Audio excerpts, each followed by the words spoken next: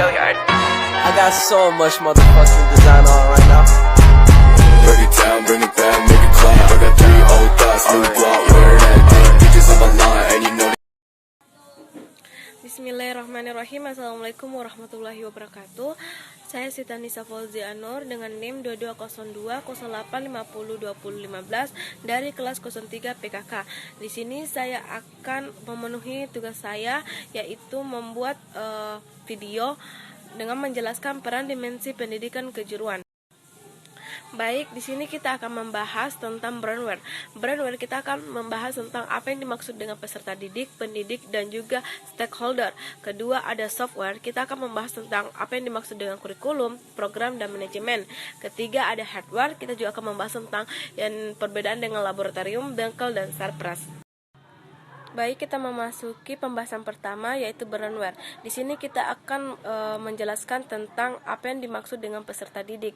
Peserta didik atau siswa adalah pembelajar yang harus tumbuh kembangkan potensinya sejalan dengan tujuan pembelajaran. Adapun beberapa yang harus diperhatikan sebagaimana dinyatakan oleh Sambok dan Magloro 2006-51.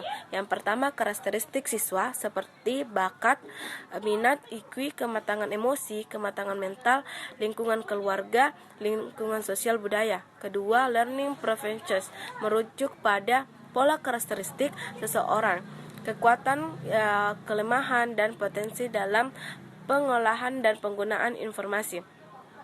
Ketiga, gaya kognitif atau gaya 56 berpikir, menggambarkan cara berpikir, memahami, dan mengingat informasi. Selanjutnya kita akan bahas tentang pendidik atau biasa disebut dengan guru. Guru sebagai tenaga pendidikan, profesionalnya guru harus mencerminkan perilaku yang profesional. Dan tugas utama pendidik yaitu mengajar, membimbing, mengarahkan, melatih, menilai, dan mengevaluasi peserta didik pada pendidikan anak usia jalur pendidikan formal. Nah, adapun syarat berperilaku profesional guru secara legal harus memiliki kualitas mengajar sesuai dengan perundang-undang yang berlaku. Yang pertama itu memiliki pengetahuan yang memadai tentang bidang studinya dengan cara tata mengajarnya. Kedua, menunjukkan sikap dan tata nilai yang mampu mendorong perilaku siswa ke arah yang positif. Ketiga, memiliki penghargaan yang baik tentang potensi anak berada pada kelas sosial yang banyak. Nah, pembahasan terakhir di brainware yaitu stakeholder. Stakeholder yaitu pemangku kepentingan yang terkait dengan pelayanan pendidikan dan pelatihan. Stakeholder memiliki peran penting bagi kelangsungan penyelenggaraan pendidikan kejuruan seperti peran sebagai penasehat ataupun pembimbing oleh komite sekolah dan perkumpulan orang tua siswa. Baik, kita memasuki pembahasan tentang software. Yang pertama itu kurikulum. Kurikulum adalah rancangan pendidikan yang memberi kesempatan untuk peserta didik mengembangkan potensi dirinya dalam suatu suasana belajar yang menyenangkan dan sesuai dengan kemampuan dirinya untuk memiliki kualitas yang diinginkan masyarakat dan bangsanya. Secara yuridis, kurikulum adalah suatu kebijakan publik yang didasarkan kepada dasar filosofi bangsa dan keputusan yuridis di bidang pendidikan. Baik, selanjutnya kita akan membahas dengan software manajemen.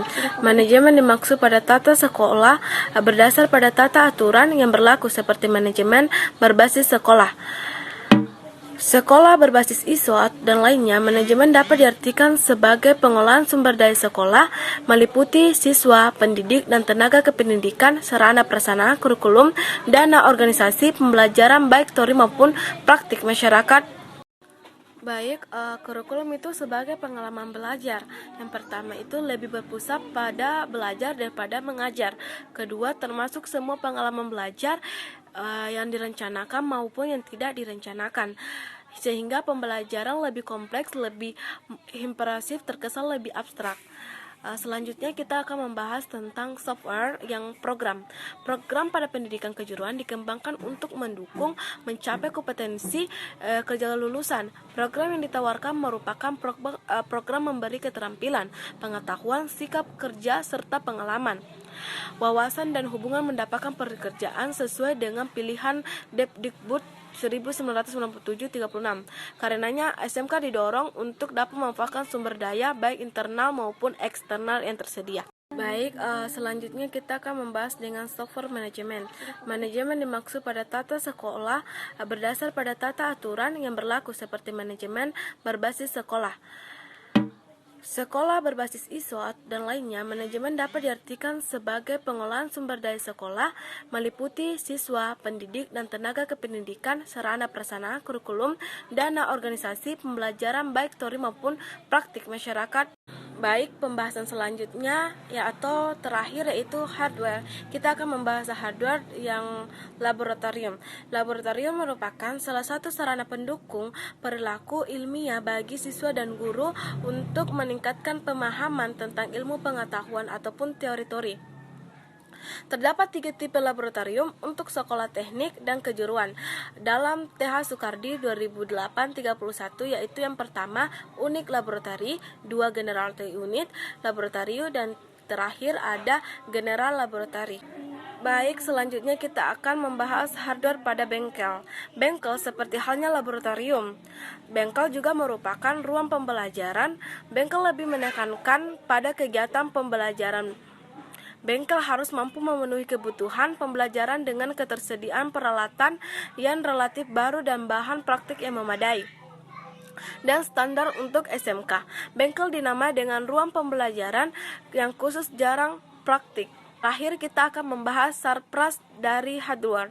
Sarpras atau biasa disebut dengan sarana dan prasarana lainnya, kebutuhan sarana prasarana untuk SMK lainnya seperti ruang pimpinan, ruang tata usaha, ruang guru, ruang pembimbing konseling, ruang kelas, ruang perpustakaan, tempat ibadah, ruang UKS, ruang organisasi keisiswaan, dan ruang jambangu, dan ruang sirkulasi, ruang bermain olahraga. Setiap satuan pendidikan